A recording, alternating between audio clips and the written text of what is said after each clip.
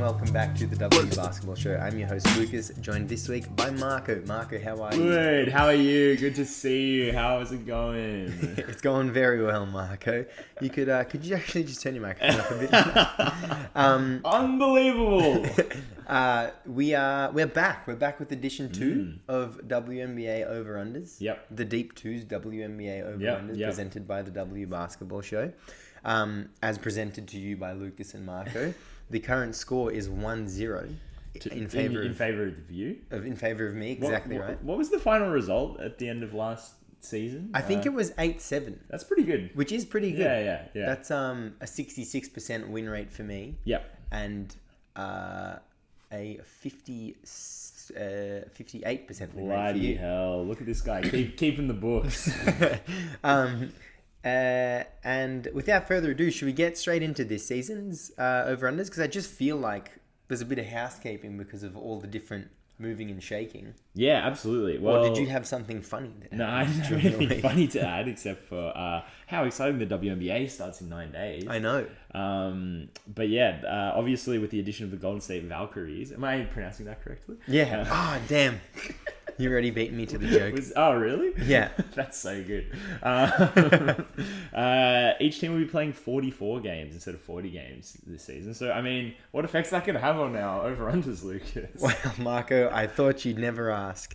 Let me just think about it for a second. So now that there's 13 teams in the league rather than 12, and there's 44 games per team rather than 40, what does that mean for us and our over-unders this season? Well, since teams played 40 games last season compared to 44 games this season, and there is one new franchise, the Golden State Valkyries, this means last season there were 240 games, i.e. 240 wins in the WNBA. This season, there will be 286 wins in the WNBA. We'll be mentioning last year's win totals for each team, adjusted for a 44-game season, which means that 44 games across a 12-team league has to equal 264 wins. There are two teams with their adjusted win values from last season that have multiplied up to 0.5. Yep. They will say Precisely. 0.5. Yeah. They got that precisely. Yep. Every other team will be rounded to the nearest integer. What's great about that is that when I added them all up, it added to 264 cumulative wins. Good work. So we won't be using their real win totals. We'll be using their nominal win totals. Am I using those words correctly? Yeah. Or the other way around? No. Yeah, adjusted win totals. Yeah. So when we say, the Atlanta Dreams line is set at 21.5 and they won 16.5 games last season, you're like, hold on, how do you win half a game? Exactly right. And it is a bit unfortunate that we start with the Atlanta Dream. Push. It's a bit unfortunate we start with the Atlanta Dream because they are one of those half-win teams from last season, one of two, mind you. But they are also at the start of the alphabet with A. Now, over-unders, how do they work? You get given a line. We took ours from FanDuel. They give you a number. Not sponsored. Still, they're not replying to our emails. They give you a number 0.5. The Atlanta Dreams, for example, is 21.5. All you have to do is choose over or under. That is it. I feel like this explanation is for one person and one person only.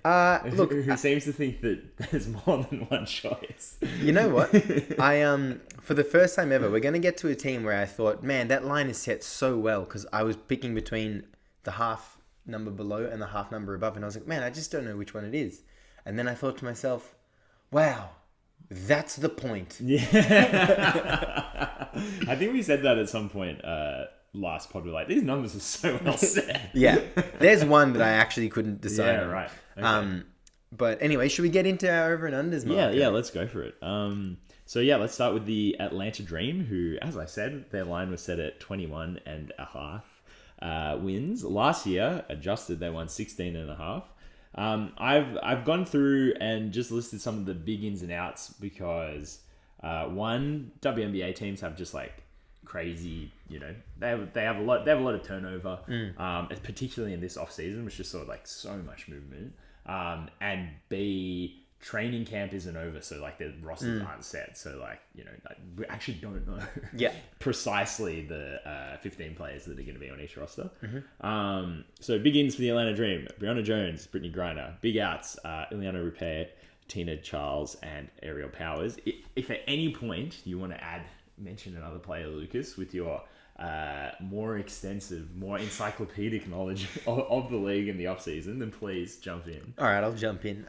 Cheyenne Parker. Oh, yeah. Who went to the Aces but is out pregnant. Yeah. But she's also an out for the Atlanta Dream. Yeah. But otherwise, and the Atlanta Dream also fired their head coach Tanisha Wright in the at the end of last season, hired Carl Smezko. Yeah. Who's some college guy. Carly S. Lucas, how do you feel about the Atlanta Dream? I feel better than I did about them last year. I think Ryan Howard and Brianna Jones will be a very, very nice 1-2 punch. I think Brittany Griner will nestle into a backup center role.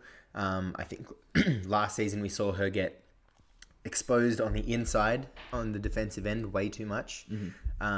She is still the biggest player in the WNBA. But she's just not as dominant as she used to be, and I've just seen too many times little guards being able to, I mean, she's already in the restricted area, and little guards are able to just walk around her. So those are the two additions. Last year they adjusted to 16.5 wins. Their line is set as 21.5. That's a 5-win jump. They didn't really improve that much around the edges otherwise. I don't think Brianna Jones is going to add 5 wins in a league where I think teams are getting better. So I've gone under. Okay. I've gone over on the Atlanta Dream because I was so impressed with them when they were healthy last season. Like they basically only got half a season out of both Ryan Howard and Jordan Canada. And then I think by the time they were healthy, or by the time they'd sort of put everything together, you know, their season was practically over. Like, yeah, you get the 8 seed to for the they got the 8 seed, didn't they? For the benefit of being swept by the New York Liberty. Yeah. Yes, 8. Yep. Yeah. Like, and yeah, just barely scraped in with 15 unadjusted wins. But I just really liked what they had going on last season, and I think that you're not just going to get 5 wins from Brianna Jones. You're going to get 5 wins from this team being healthy and from like having a fairly young roster that's going to get better next year, this year. So this isn't a big over, but it's I can see this team winning 22, 23 games. Cool. So you reckon they're going to be 500 or thereabouts? Yeah, exactly right. I like that. I really want to see. I said this. I was listening back to our episode from last year, just to get in the vibe. You know, Yeah. It's Christmas time here at the W Basketball Show. Christmas in May. Yeah. The Atlanta Dream. I think I said that Ryan Howard could jump into that top 5 for MVP voting, and I really want to see that happen. Yeah. And she's ready to do it. Yeah. It's just those games where her opposition can key in on her, obviously end up, backfiring. But yeah, she can get to 30 points so easily. And when you're watching one of those games live, it just feels so satisfying. Yeah. Like some of her step back threes and just her ability to shoot and attack the rim. Super watchable. But I'm unfortunately going under. Yeah. Totally fine. I think this is a well set line. Yeah. And WSL. Yeah, and the league has gone so bad, and I think that's the thing with Ryan Howard. Like, she's very good, and top 5 MVP flirt is a good shout. But there's so many good players at that top end. There's heaps in this league who aren't going to be worse next year. None of the top 10 are taking a step back. Yeah. Next season. Yeah, one of those teams is not the Chicago Sky though. The Chicago Sky, did you have any final notes for the Atlanta Dream? On, the please. Chicago Sky, whose line is set at 18.5. They adjust for 14 wins last season, so that's a 4.5 game jump there. Notable ins: Hailey Van Lith, Courtney Vandersloot, Kia Nurse, Beck Allen, Ariel Atkins, Allie Wilson, maybe. Yep. Training camp contract. Training camp. You got to mention every Aussie you possibly can. Oh, 100%. Big outs: Diamond DeShields, Brianna Turner. fired head coach Teresa Witherspoon, hired Tyler Marsh. The end of the Willie Green coaching tree before it had even sprouted. Oh, no, rest in peace. On the eve, or on the Boxing Day of Greg Popovich finishing his tenure. Marco, Chicago Sky, over under. I really struggled with this one because I wanted to hit the under whatever the line was because I just don't think that the Sky put together enough of like an identity last season to really, I guess, reward adding this list of veterans and like a good rookie as well. And then make, you know what I mean? Like it doesn't feel like they had a good enough like on-court season, not like results season, to be adding 4 very, very handy veterans and then making the jump. But this list of players is really like, this is a very impressive list of players. Yeah, the ins. Yeah. I mean, we know like Vandersloot is definitely not the player she once was, but I like pretty much every single one of those ins. And like it's only like again another 5-win jump should we really not expect that from Angel Reese and the Chicago Sky with this sort of upgrade? So yeah, I'm gonna hit a soft over on this one as well. Soft over. I think maybe another big out is Kennedy Carter. Who is playing in Mexico, I'm pretty sure, this season. And I think she played in Asia somewhere throughout the WNBA off season. I've gone over. This is a pretty... Did you say over? Yeah. I've gone over. This is a pretty impressive list of players coming in. I think Ariel Atkins is... I remember looking back at the trade and they really didn't give up much at all for her. No. And you bring in like this... Well, she's no longer like a mainstay for the US national team, but she has made it and she is still in her prime and she's still on the fringe of that team. And just being in that squad, you are elite. Like, you're the elite of the elite. She'll come in and be the most talented player on the team. Beck Allen, I mean, how many times do we have to see her just provide wins, add wins to a team? Big Beck Allen pod here. Sloot comes back to the team where she won a WNBA championship. You know, still feel like she should have won finals MVP. Obviously, that's not going to change. If it has since whatever 3 or 4 years ago now. Hailey Van Lith teams back up with Angel Reese, even if they did have only one season together. Although I don't think they'll be the ones contributing to the wins too much this season. But yeah, I think the sky is most definitely not the limit. But they should stumble to an around, but barely below 500 team. I think. Very good. I think that's their that's where they are, and that is, as a matter of fact, above 18.5 wins. Yeah. Sky gave up the number 3 overall draft pick, a 2027 second rounder, and a 2027 pick swap for Ariel Atkins, which is 28-year-old, one of the best defensive guards in the league. Yeah. WNBA champion, multiple time All-Star. That's great. That's great resume. Yeah. That's a great price for her. Yeah. Also, pick 3 in a 1-player draft. Yeah. You can part ways with that. Yeah, when you have 6 players under the age of 24 or whatever. Yeah. Actually, there's a good trend with them and the LA Sparks where they just drafted well last season and they were really happy with their draft hand, that they were just like, stuff it. They had pick 2 and 3 in this year's draft. And they're like, let's just get a good player. Why keep going? You can only have so many young players getting minutes and developing. If you have the good ones, I can't wait for Camila Cardoso to lead Kiki Iriaf, and that's gonna get us. That's gonna get us to the playoffs. Shall we move on to the Connecticut Sun? Yeah, I'd love to. The take a breath before the outs. The absolute. This has got to be one of the crazier off seasons in sports history. Yeah. For like a franchise we always talk about as just always being there, just always being in the conversation. And I just don't think they will be this season. Their line is set at 10.5. Last season, they won an adjusted 31 wins. So a 20.5 drop off is pretty major. Their big ins, they took 2 first round draft picks, Anissa Morrow and Sanaya Rivers. And then they also picked up Tina Charles and Diamond Shields. They're outs. I mean, literally everyone, but like the big 4 names I have here: Alyssa Thomas, Dejanay Carrington, Brianna Jones, and Dewana Bonner. So that's like, I mean, there's 3 all-stars there. Yeah, 4 of their 4 best players. 4 of their 4 best players.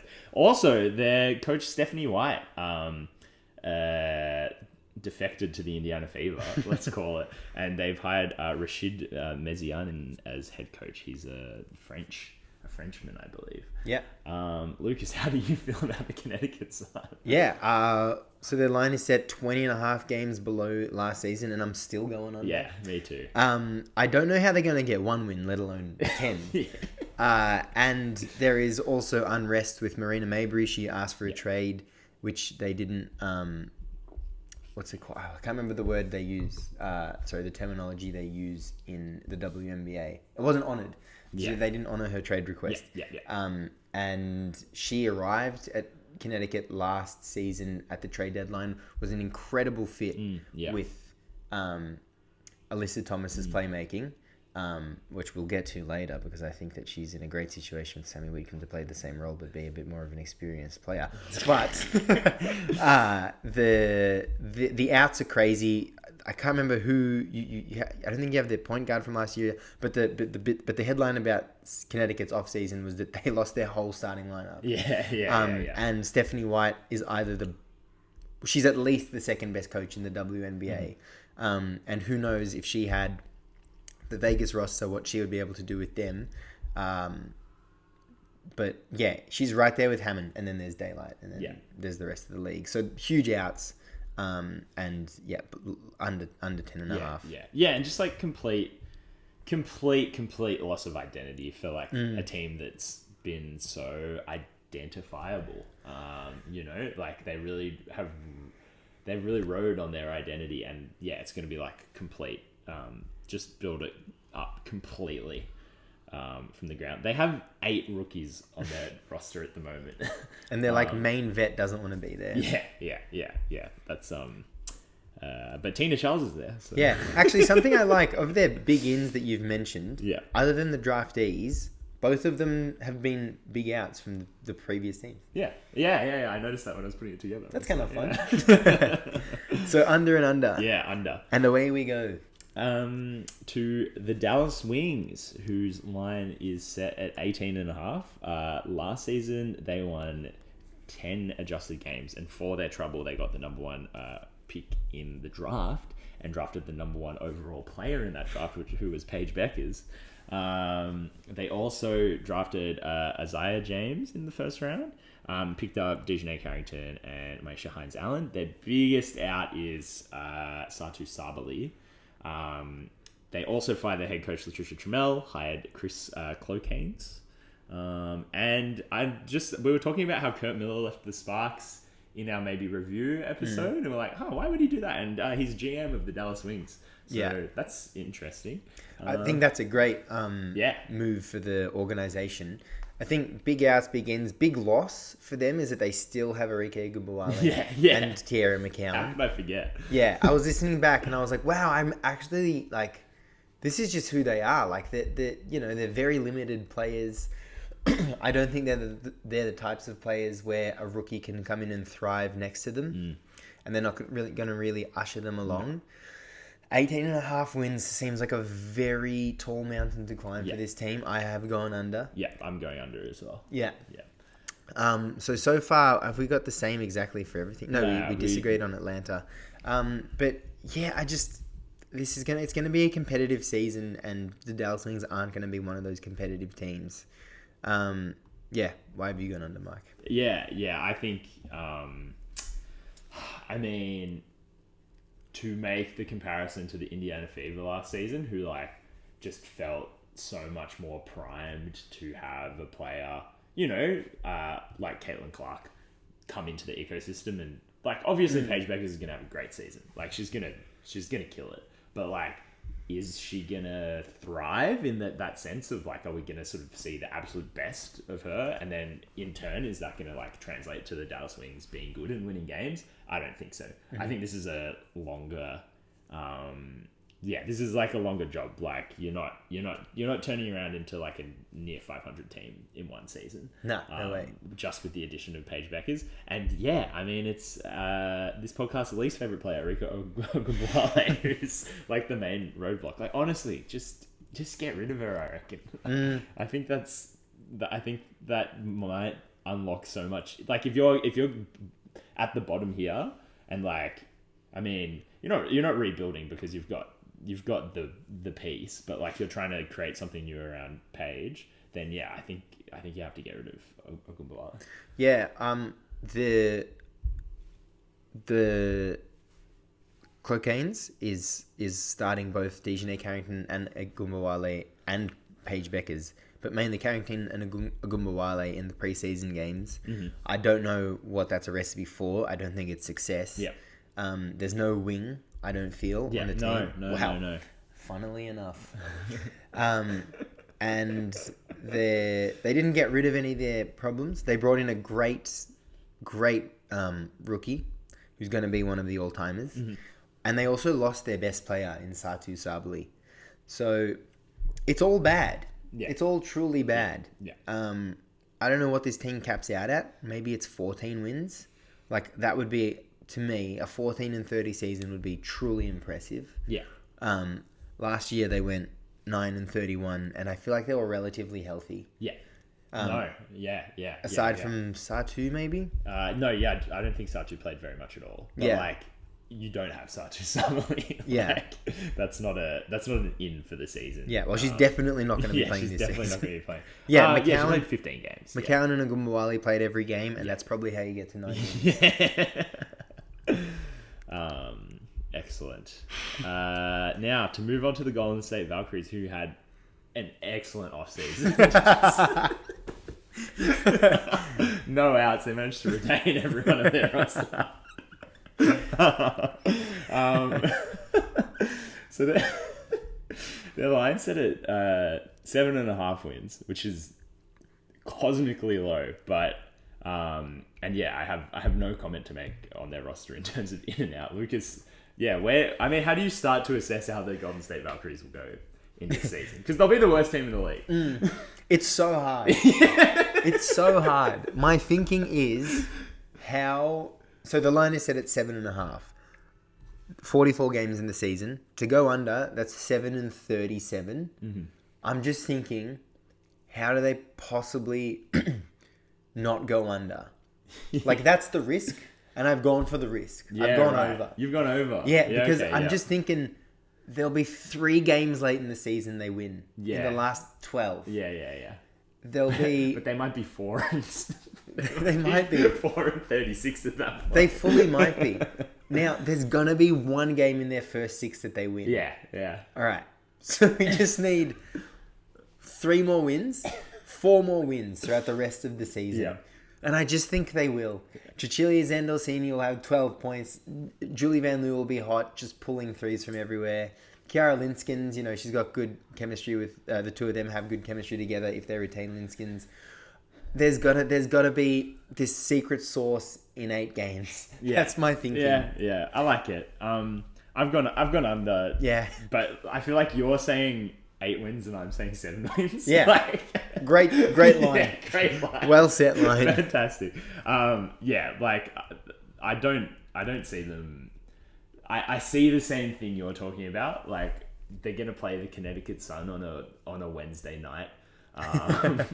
In Connecticut. at the Mohegan Sun, and there's gonna be like 500 people there. Yeah. And they'll have like a solid like 16-point win or something like that. And then the rest of the wins are gonna be it'll be the first win at home, and then it'll be some bullshit at the end of the season. But that adds up to 7 wins. Yeah.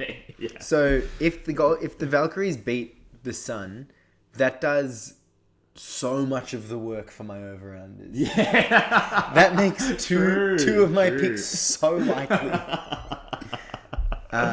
That's hilarious. I like, so far we've had 5 teams and 2 disagreements. Yeah. That's good. We're tracking well. Yeah. Now the Indiana Fever, whose line is set at 31.5. Last year they won adjusted 22 wins, so that's 500 in the 44 game season. Big ins: Sophie Cunningham, Duana Bonner, Brianna Turner. Big outs: Melissa Smith, Temi Fagbenle, Christy Wallace. They also fired their head coach, Christy Sides, and hired the best in the biz, Stephanie White. I feel pretty good about this team, Lucas. I feel pretty good. I don't feel 32 win good. Yep. Okay. I think that is I'm thinking under. Are you thinking? I'm thinking over. Whoa. Okay, let's talk about this. So 32 and 12. I don't see them being. That's a quarter of the season. That 10 game win. Yeah. 10 game added wins. That's a quarter of the season better than they were last year. I think naturally, Clark's progression will add a couple wins. Yeah. Sophie Cunningham will add a couple wins. Duana Bonner will add a couple wins. I don't think Brianna Turner shifts the needle for wins. Stephanie White might add 4 extra wins on top of that. So, and I just think that kind of caps them at about 30. Right. 30, maybe 31. Both of those numbers still under 31.5. And I still think there's a couple of teams better than them. Yeah. So unless the top end is just stacked this year, which you might be thinking. Yeah. But yeah, I'm going under. Yeah. I think, and we have outlined it, there's going to be 2 teams. Last season, Los Angeles Sparks won 8 games. Yeah. They were 8-32. And they were, fine. Yeah. They had good basketball players. I won't talk about the Sparks too much. But, that was the bottom of the league. The bottom of the league is going to be so much worse this year. Yeah, you're so right. True. The Sun and the Valkyries are just going to be, if you lose a game to the Valkyries that isn't a home game in the first month of the season, or a game where you're resting all of your starters, you just need to reassess everything. Yeah, right. I see what you're saying now. And the Fever is so the type of team to just belt them. Yeah, absolutely. And so, for their record last season, they were 2-8 after 10 games. True. They were, and they were 2-9 after 11 games. But let's go for the 10. and then they just had such a good run in the second half of the year. That's without these ins. That's without a coach like Stephanie White, who I just cannot imagine. I can, but I feel like she will just coach her ass off with a player like Caitlin Clark and the pieces that are already around her. I don't know. I really rated. I was so impressed that they won 20 games last season, and then I think that if you take that second half of the season form, if you take these ins, if you take a better head coach, if you take Caitlin Clark, she's the sort of player who will be a step better every 20 games, or every 22 games now, let's say. Then I can totally see this team, breaking the 30s pretty easily. Yeah, I like your thinking. Yeah. The only counter I would possibly have to it is in that second half, that last 3 quarters of the season form, it was a lot of Caitlin Clark dishing to Temi Fagbenle and Christy Wallace playing some pretty good minutes. Although I think she ended the season inactive, but I think Sides had found a good mix on the offensive end with Melissa Smith as well, not to mention. Not to forget her. But I think that the offense was very unique to people like Smith, Fagbenle, Clark, and the way Sides was coaching them, throwing Lexi Hull there. I think the overall view, comparing that last season to this season, I can see where you could add the 10 wins. But we'll see. They'll be one of the best teams to watch in the league as well. I think that should go mentioned. For sure. 100%, yeah. Fuck. Caitlin Clark, you just can't say enough about it. I'm just looking at the numbers. 19 points, 8 assists in your rookie season. That's just fucking crazy, man. They add up. God, did she win Rookie of the Year? The NBA moves so quickly these days, it's hard to keep up. Shams and Woj are breaking stories left and right, but the Quick Time Out is right there with them to keep you informed on the latest NBA news. Stop in and let us break it down as it happens. Find the Quick Time Out on the Deep 2 Podcast Network. The Las Vegas Aces, line set at 30.5. Their last year, they won 30 games adjusted. Big ins, Jewel Lloyd and Tiffany Mitchell. Big outs, Kelsey Plum, Kate Martin, Alicia Clark, Tiffany Hayes. Another in is that Cheyenne Parker from before. Yeah. But she is now out. Yeah. Yeah. I think that's where I made the mistake of listing her because I was like, she's not available. So Marco, Las Vegas Aces 30.5. I'm going to shock you here. I'm going to go under. Whoa. I like the Jewel Lloyd move. Don't get me wrong. I think that's a plus for us. I think it makes us a better competitor. I'll miss Kelsey Plum. I think she's probably my first favorite Aces player. You know, she was like, when I first started following the Aces, I was like, she's awesome. Like, how good is she? And then obviously, you know, Asia Wilson, the best player in the world.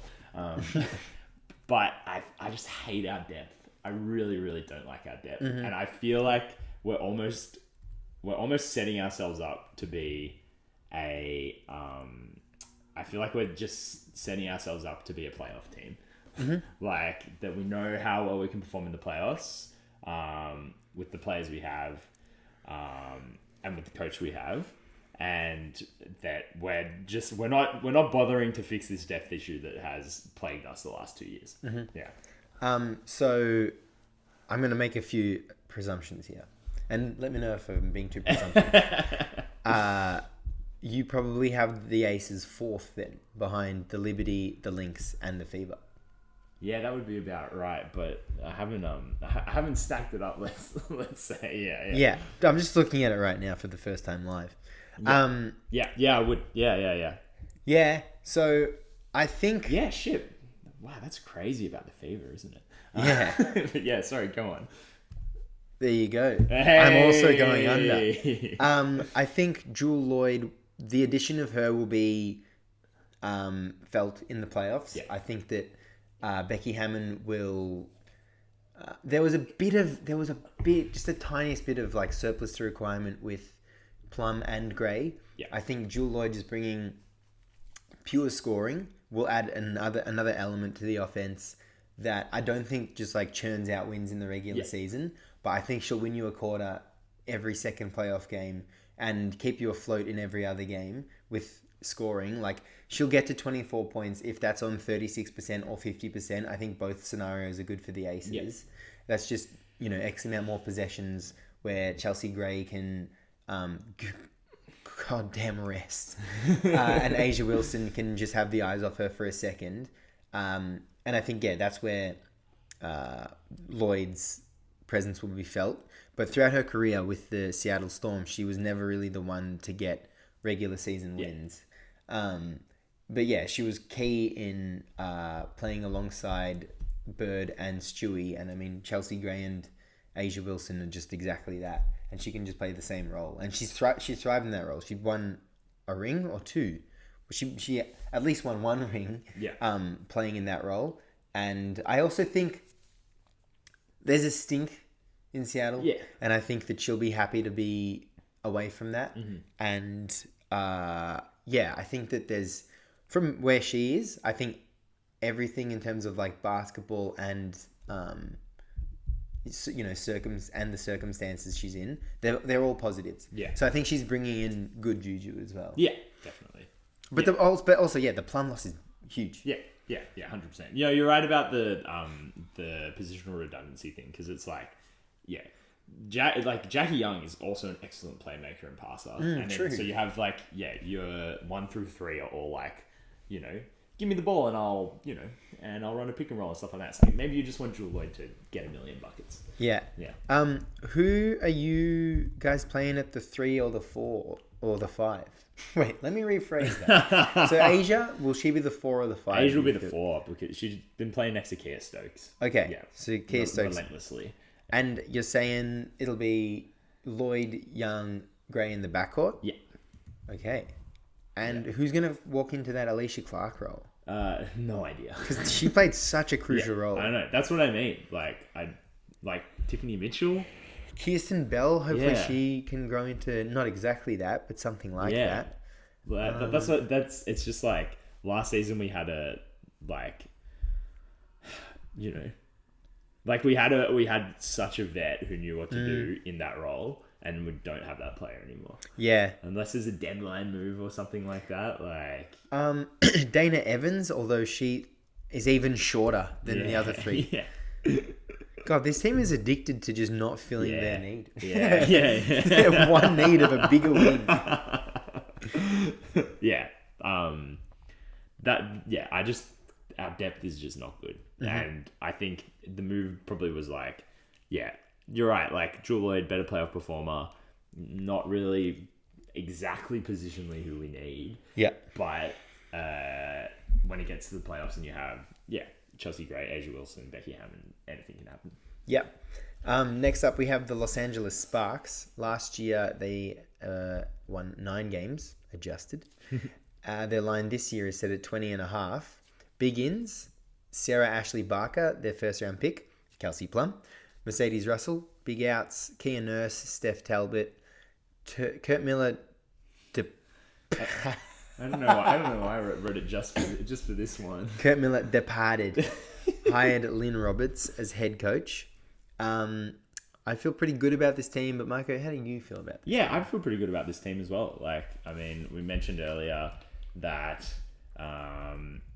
despite having the worst record in the league, like last season felt like as much of a victory as it possibly could have, you know, as much of a positive season as it could have when your second overall pick gets a season-ending injury early in the season, and the rest of your roster is pretty pretty weird and young. But yeah, like they made a really good season of it.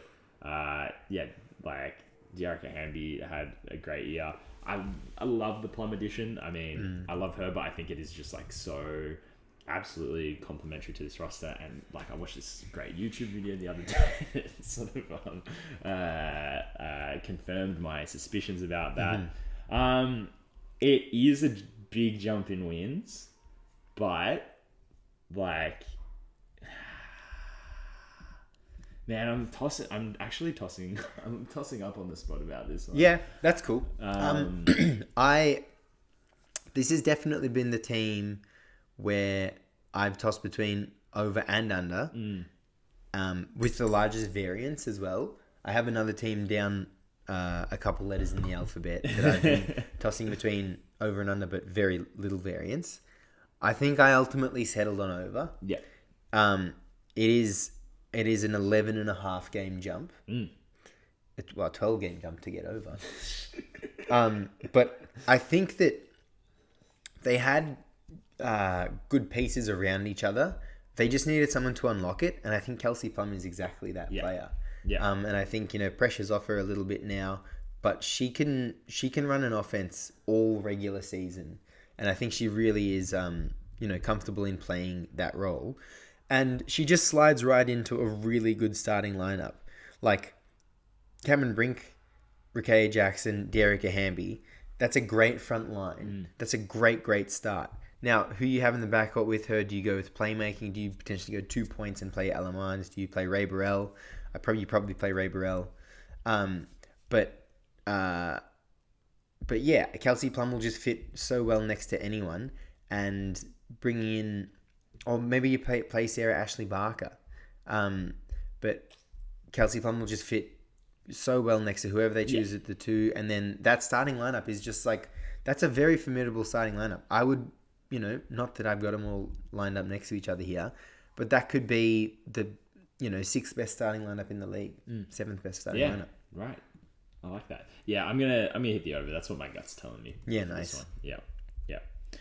The Minnesota Lynx, the Lynx of Minnesota, their line is set at 30.5. Last season they won an adjusted 33 wins. No real significant ins, and their biggest out is Maisha Hines-Allen, who came over in a deadline mid-season trade last year and was pretty crucial off the bench in the second half of that year. Mm-hmm. I'm just hitting the over on this one. I love this team, and I found it so hard to fault them in the playoff run last year. And like, why should they get 3 games worse? Yeah. Maisha Hines-Allen was huge for this team. Like, she played such a good role. Well, when I say huge, that's relative. I don't think she shifted the needle for wins and losses, but she got Alana Smith and Nafisa Collier an extra 5 minutes off every single game. Yeah. That pays dividends when you're in Game 5 of the WNBA Finals, and you're looking like the better team, but you just don't seem to be getting any whistles going your way. But she was really good in setting the rest of the team up, finishing plays. Didn't realize how good of a playmaker she was. Mm-hmm. Mid-range and finishing, very good, very solid. Also lost to Chilia Zandalasini. Again, I think exactly the same things you can say about Hines-Allen, you can say about Zandalasini, but for the wing position. And you just look at the players that are backing up. Like, Bridget Carlton is just like more experienced and more efficient, better athlete than Chilia Zandalasini, plays the same position. And then Alana Smith and Nafisa Collier, like, they were both, I don't know how the voting ended up, but throughout the whole season, they were both in discussion for all defensive selections. Yeah. And then also Nafisa Collier is just like this incredible offensive talent. And then Alana Smith added a 3-point game to a great game otherwise. Even saying that, I'm going under. Yep. Okay. No, I'm joking. I'm going over.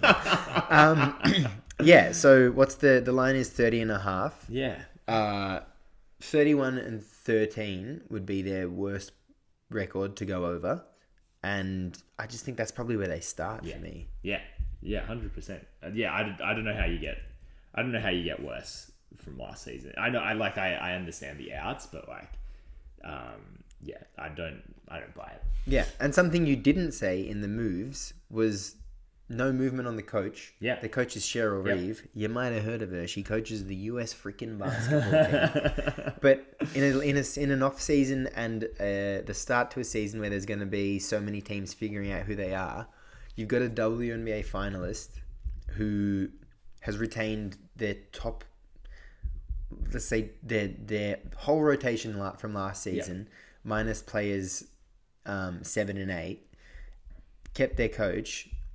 Like, there's no reason this team shouldn't start like 10-0. Yeah. They shouldn't drop a game until they face the Liberty or the Aces. And lost in the WNBA finals and will want another shot at it. Yeah. I think that's a huge part of it as well. Is like how you come out the gates after a playoff run like that is just absolutely brutal and devastating. Yeah. Should we move on to the New York Liberty? Yeah, they're foes from the finals a season ago. And look at them right next to each other in the alphabet and the standings at the moment as things stand at 0-0. New York Liberty, their line set at 32.5 last season. They won an adjusted 35 wins. Big in Natasha Cloud, big outs Sloot, Courtney Vandersloot, and Kayla Thornton. I mean, Lucas, is this a similar discussion about the Liberty, or do you think is there a bit more shaking of the dice for these cats? For these scoundrels? I don't think... I feel like by the end of the season, Vandersloot wasn't having the same effect on a game that she was even earlier that season or the season before. Famously benched for Leonie Fibic in right. the beginning of the playoffs. Yeah. Oh, I also think maybe is Marine Johannes back on this team? Yeah. Fucking well, hell. she's on, I don't think she's on a training camp contract. Okay. Yeah. But sign her. Yeah. So let's just look at the Cloud and Vandersloot side of the coin. I just think you get a better, younger, more energetic point guard. You saw the effect that she had on Phoenix's offense last season. And she legit just has to come in and be a great playmaker and a great defender, which she's more than capable of being. She's both of those things, yeah. And no one's going to stop her from scoring 18 points if she's feeling it. Yeah. And then Stewie has to score 12 to get to a win. Which they were already doing last season. The avenues to winning for this team, there's just so many. They're like Hades. Hades? Is Hades the one where you cut off one head and two grow back? Oh, that's the no, not Hades. It's the great radio here, Greek cut off head. The Hydra. Hydra. Yes, they are like a Hydra. Yeah, it's such a good word for them. Yeah. So I'm going over. Yeah, 32.5. Yeah, I'm going over. Yeah, like I think unlike the Lynx who have maintained and will be hungry from last season, the Liberty have just legitimately gotten better. No, Natasha Cloud's is huge. Such a good addition. I'm just looking at the defensive teams from last season, and God, yeah, those players are just so concentrated on the Lynx and the Liberty. Oh, true. There's 3 on the Liberty and 2 on the Lynx. Well, the Lynx, Smith and Collier. Yeah. Yeah. I was also like lining everyone up, just to like get like an idea of how I think the standings will finish, and I think the Liberty will finish the regular season at the top of the table. Yeah. And then I was like, if I'm saying everything else, then this also just has to happen. Yeah. Like they have to win at least. The team that comes first surely has 33 wins. Absolutely. 100%. Anyway, that's enough yapping about them. The Phoenix Mercury, their line is set at 24.5. Last season, they had 21 wins. Huge ins here. Alyssa Thomas, Satu Sabali, and Sammy Whitcomb. And then outs are Beck Allen, Natasha Cloud, Sophie Cunningham, Brittany Griner, and Diana Taurasi. Big ins, big outs. Yeah. Swings. When you put the outs all in a line like that, it doesn't look good. That's a starting lineup. That would be a good 1 through 5 in the WNBA. This is, I think, the other team that lost their starting lineup. Yeah, but the players they added, are just absolutely phenomenal as well. How do you feel about the Phoenix Mercury, Lucas? I feel really good about them. I feel maybe like a bit too good about them. I was just thinking about their team, like their current roster. I didn't think about all the movement, but when you look at it all lined up like that, it looks pretty bad. But they still have Kalia Copper next to Satu Sabali and Alyssa Thomas. Throw in Sammy Whitcomb and then Natasha Mack at the 5 or Kalani Brown off the bench. But that's a really, really, really good dynamic starting lineup. And I think this team needed to kind of just fully end that last era, and mainly looking at Cunningham, Griner, and Taurasi. Like the retirement of Taurasi, the departure of Griner, I just feel like Cunningham probably, like it would have just been weird. I feel like if she was there, she'd be a great fit. She'd be a great basketball fit next to Thomas and Sabali. But yeah, I just think that part of their history is over. And I just think this team really complements the way Nate Tibbetts coaches. Like good shooting and then really, really good playmaking. And he really gets his team to play fearless. So, yeah, I've hit the over here on 24.5. But I'm not overly confident about it. But yeah, I'm over. Yeah, I'm over as well. I just don't see how this team isn't... Like, this isn't a 500 team, and a team that's not a 500 team, at the very least, has 23 wins. And I think it is. I think a lot of it is, like, overconfidence, because I'm so excited to watch this team. I'm so excited to watch see what this team is like to see what Alyssa Thomas is like in this situation in particular. And I think, that's enough to buoy them, to 25 wins for me. It's just how I feel in my heart about it. Yeah. Sometimes it's not about your head. Lining everyone up as well next to each other. I think this next team in the alphabet, the Seattle Storm, my very own Seattle Storm, their line is set at 25.5. Last year, they adjusted to 27.5 wins. They were the other half team. Big ins, and emphasis on the big for this first fella, Dominique Malonga, Alicia Clark, great pickup. Katie Lou Samuelson, who has done her ACL. Big outs. Damn. Jewel Lloyd, Sammy Whitcomb, Mercedes Russell. Yeah, Katie Lou Samuelson. I think she did like a day or two ago. Damn. So very unfortunate. Hoping for a speedy recovery there. Wish her all the best. Yeah. Now I feel like I thought this. Marco, wait. Actually, what do you feel about this Seattle Storm team? I was never convinced by you last year. And yeah, I mean, we spoke about this a few times on this pod. Like, it was just such a weird selection of players you had. And I feel like, although you won 25 games, it was a disaster. It was a disaster.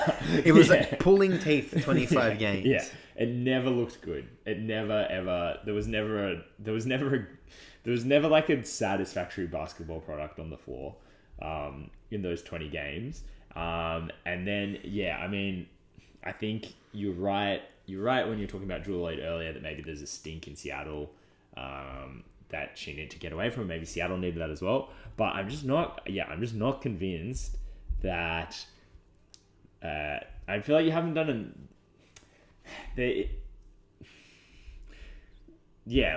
I just don't see how removing her from the equation and not adding another player of her caliber, or going for a full readjustment and going younger, translates to even being as good as last season. So yeah, I'm going to go under on you guys. Yeah, so I think I finished my point with the Phoenix Mercury at, these wins have to come from somewhere. The Seattle Storm line set at 25.5. I think that's not... I don't think they're in any danger of going over that number. Yeah, right. Yeah. And I think that they're one of those higher teams that are going to bleed a few wins that are going to go throughout the rest of the league. Alicia Clark is a great pick if you have stars around her. Yeah. Nneka Ogwumike finished the season very strong.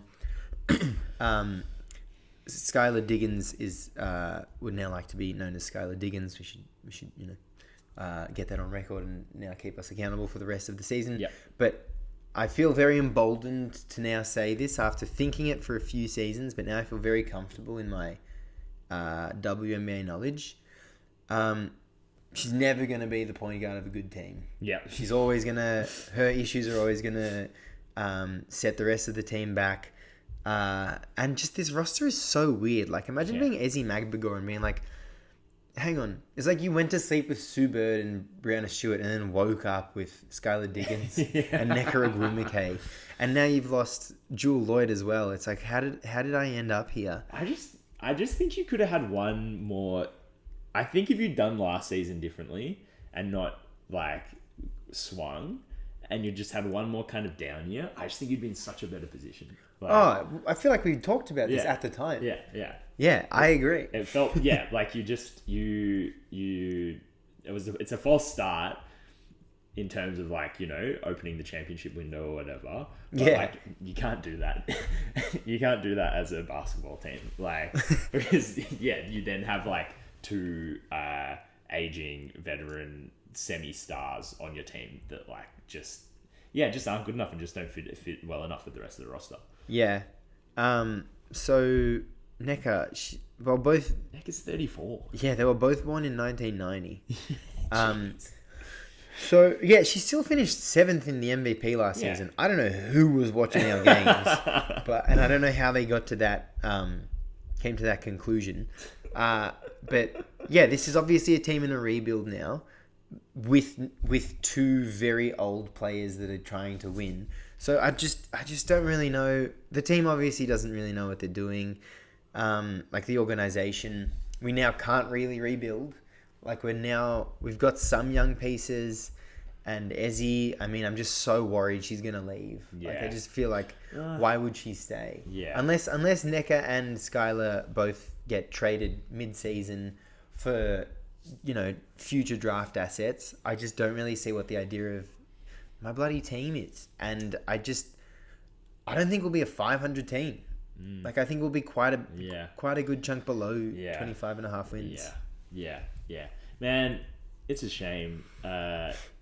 You followed in the NBA the Washington Wizards for your whole life, and you're like, I'll go over to the WNBA and I'll follow the most the most prestigious and proper franchise in league history, the team that just gets it done year after year. Yeah. And yeah, he just got on the bench. He just got on right at the wrong time. Right at the wrong time. I don't think Ezzy will leave. I think I think this season will go poorly, and then I think there'll be a reckoning of that, and there'll be a readjustment for what your team's going to be. And I still think there's so much ability in this league to like reinvent your team quite quickly, and I think once you have the capacity or the awareness to move on from these older players, you'll be able to like readjust very quickly. Yeah. But yeah, it's not going to be I don't think it's going to be a very fun season to watch. I hope we do numbers in the expansion draft next season, or whenever Toronto join. Yeah. Yeah, next season. Surely just don't protect Skylar Diggins in there. Like, surely that's a great business decision to just like get off the money as well. Yeah, but did Toronto want a 35-year-old? I feel like once they know that they weren't protected, that'll do all the work for us. Last team on the alphabet here, on the 13 team/letter alphabet, the Washington Mystics. Line set at 14.5. Last year they had 15 wins. Now that is of course adjusted. It was actually 14. Big ins: Sonia Citron, Kiki Iriafen, Georgia Moore. First round picks, all first top 6 picks. Let's get our tech guy on that. And while he's doing that, all top 6. Pick 3, 4, and 6. And the big outs: Ariel Atkins. You've got Elena Deladon here, but she was out last season. But she's officially retired. So she was still under contract last season, and she was just or they had her rights or whatever. But like this off season, she's like, I'm fully done. Yeah. So I just put it in there as like a Valet Elena Deladon. Oh, nice. Sort of thing. That's very nice. Yeah. And Julie Van Loo also departing and making her way to the Golden State Valkyries. Now, Marco, 14.5 wins for the Washington Mystics. Over or under? I'm going to go under. Yeah, I mean, that's the Ariel Atkins departure and the official Elena Deladon retirement. That's like...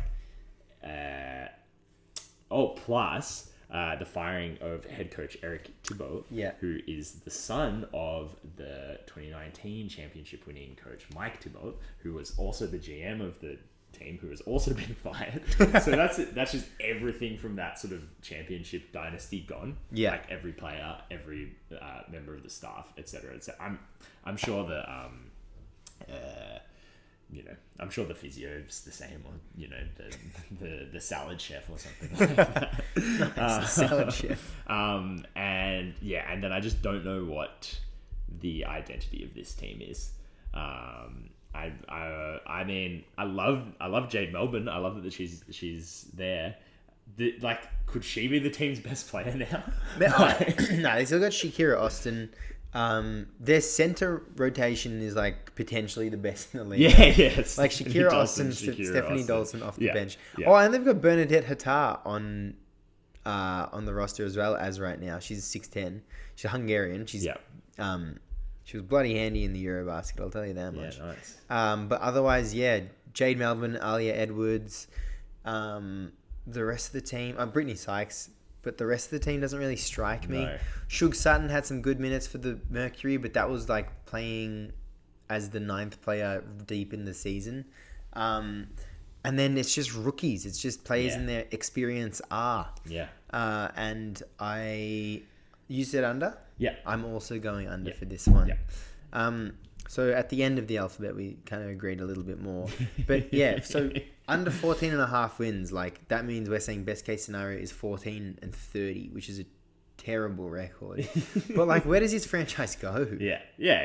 Well, I don't feel bad for the Mystics in terms of the future, because you have so much youth, and like you probably 3 top 6 picks. Yeah, and you get a go at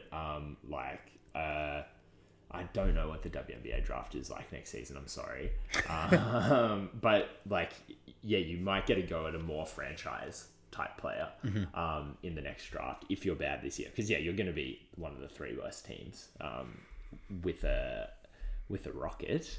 So yeah, I don't feel as bad for this team as I do about some other directionless teams, because it's like, I don't know, you're fully at the bottom of the rebuild. Like you've gotten rid of your good vets for draft picks, because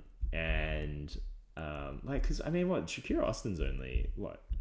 Yeah, she was born 26? 2000. Yeah, 24. Yeah, 24 years old. yeah.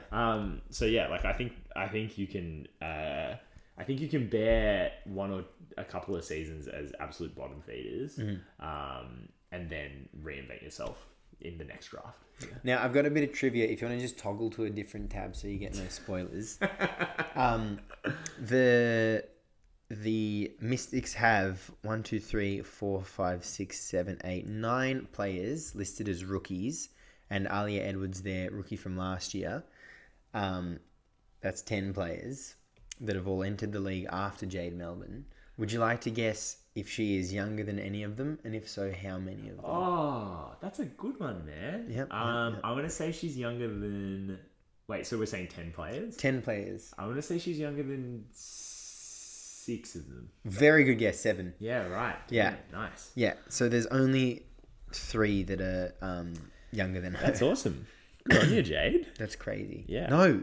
1, 2. Yeah, 3. Sorry. Yeah. Yeah. Good work, Jade. You're still young. Congratulations on the youth, the fountain of youth. Yeah. Okay. Maybe that's my final bit of hope. Whenever you turn on a Mystics game, Jade Melbourne's just going to be putting shots up. Surely.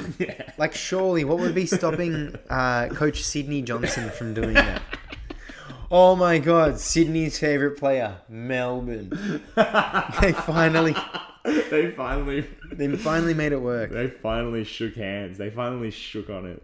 Man, Sydney Johnson was an assistant coach for the Chicago Sky next year. So hopefully... Next year. Last year. So hopefully they don't bring over that culture. Yeah. Last year's locker room. Yeah. All right, Marco, is there anything you wanted to bookend this one with? Nah, man. That was a great chat, and I mean, I said this exact same thing last year, but after talking about it, I'm so excited for the season to start. You did say that last year. I actually realized we should just run through them one more time. Yeah. So, the Atlanta Dream line 21.5. Marco went over. I went under. Chicago Sky line 18.5. We both went over. Connecticut Sun 10.5. Both went under. Dallas Wings 18.5. Both went under. Golden State Valkyries 7.5. Marco went under. I went over. Indiana Fever 31.5. Marco went over. I went under. Las Vegas Aces 30.5. Both went under. Los Angeles Sparks 20.5. Both went over. Minnesota Lynx 30.5. Both went over. New York Liberty 32.5. Both went over. Phoenix Mercury 24.5. Both went over. Seattle Storm 25.5. Both went under. Washington Mystics 14.5. Both went under. So is that 3 disagreements? Yeah, just 3 disagreements. And the Valkyries one is pretty... Watching that keenly. Yeah. That's where you're going to make the points up. Yeah. All right. Cool. Thanks for that, Lucas. Yeah, we'll get to chatting some more. Hey.